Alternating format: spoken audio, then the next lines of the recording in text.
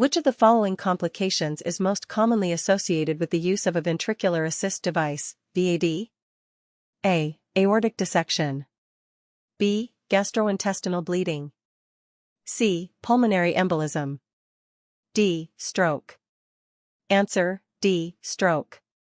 Explanation: one of the most serious complications of VADs is stroke, primarily due to thromboembolism. The blood pump or the cannulas may contribute to clot formation, which can lead to systemic embolization and ultimately cause a stroke.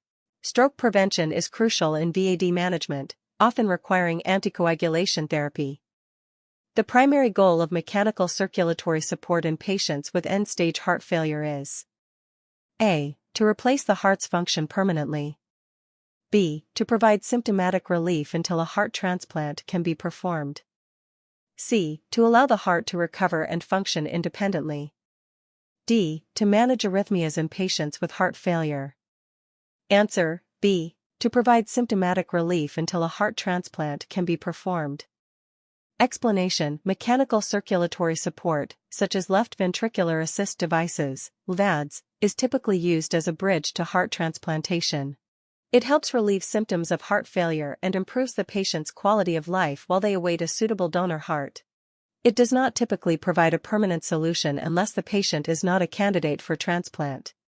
Which of the following is a critical consideration when selecting a patient for extracorporeal membrane oxygenation, ECMO? A. Presence of a reversible underlying condition. B. Age of the patient. C. History of hypertension. D. Presence of diabetes. Answer: A. Presence of a reversible underlying condition. Explanation: ECMO is most effective in patients with reversible conditions, such as acute respiratory failure or cardiogenic shock due to a treatable underlying cause. The goal is to support the patient while the underlying condition is managed, enabling recovery of organ function. Age, hypertension, and diabetes may influence outcomes but are not the primary criteria for selecting ECMO patients.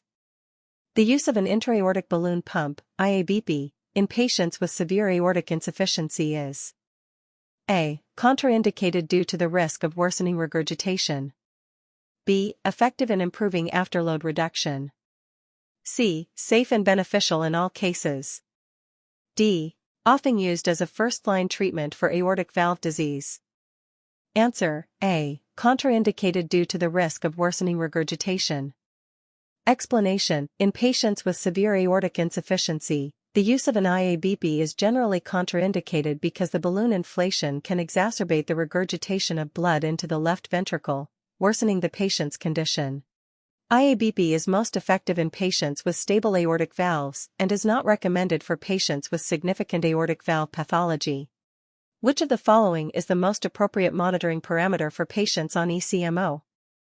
A. Central venous pressure, CVP. B. Pulmonary artery wedge pressure, PAWP. C. Oxygen saturation in the peripheral blood.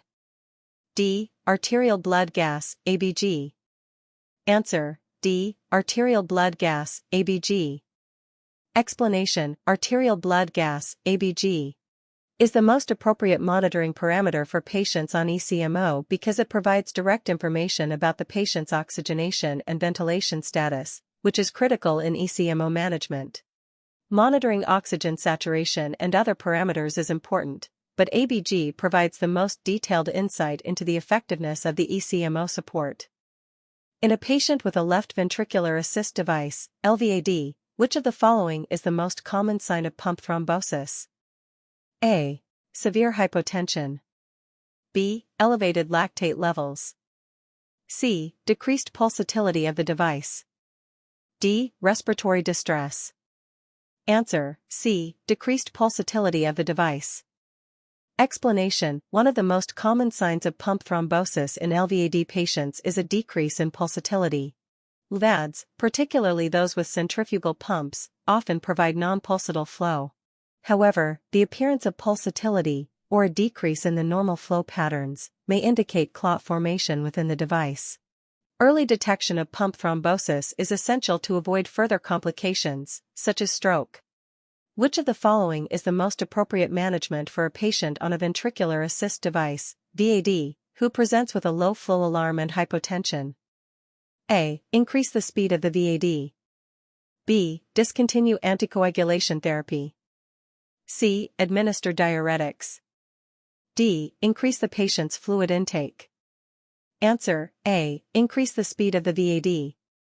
Explanation: a low flow alarm and hypotension in a VAD patient often suggest that the device is not providing adequate circulatory support.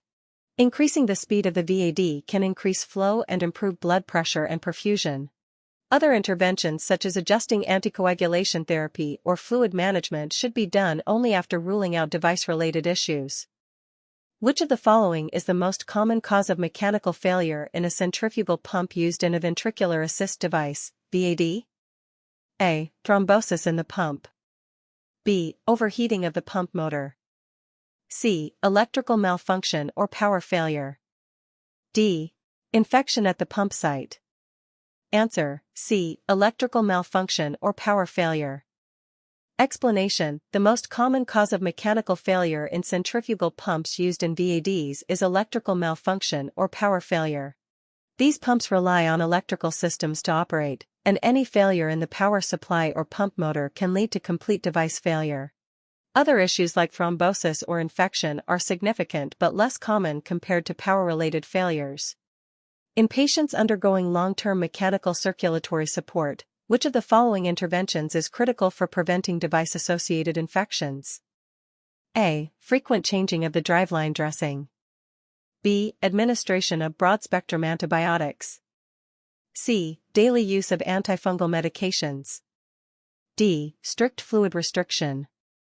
Answer: A. Frequent changing of the driveline dressing.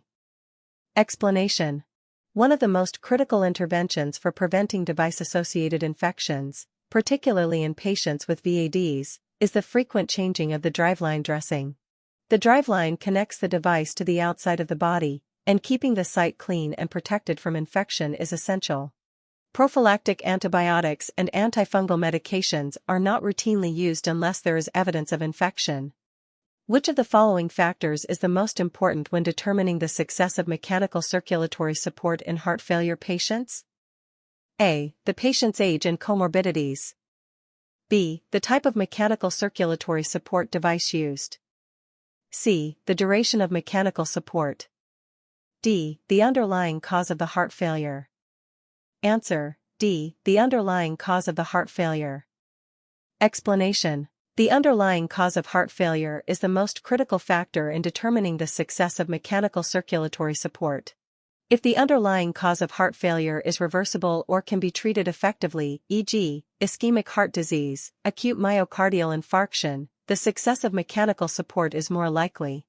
In contrast, patients with non-reversible causes of heart failure, e.g., end-stage dilated cardiomyopathy, may have poorer long-term outcomes, even with mechanical support.